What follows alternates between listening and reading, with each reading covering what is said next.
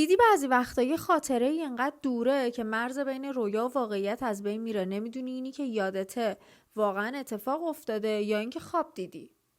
انیمیشن پولار اکسپرس دقیقاً برای من همچین حسی داشت. وقتی داشتم در مورد فیلم و انیمیشن های کریسمسی سرچ میکردم اسم این انیمیشن رو خیلی جاها دیدم.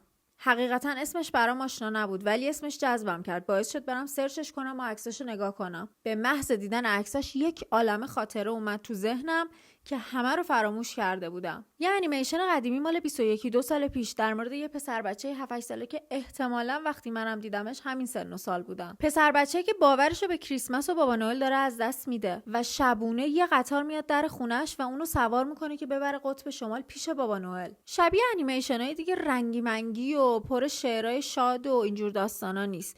اتفاقا به نظر من فضاش یکم سنگینه. انقدر این انیمیشن جذابیت بصری داره که بهت قول میدم اگه توی یه جمعی باشی و بذاریش و به کسی توصیه نکنی که نگاه کنه، بعد یه رو میبینی همه میخکوب تلویزیون شدن. شاید جای این انیمیشن پیش این همه فیلم بزرگسالانه نبود، ولی گفتم تو رو ببرم 20 سال پیش همون بچه 6-7 ساله‌ای که برای اولین بار داشت این انیمیشن رو میدید. اگه این چالش و این ویدیو رو دوست داشتی یادت نره که لایک کنی و برای اینکه پیجو گم نکنی فالو یادت نره.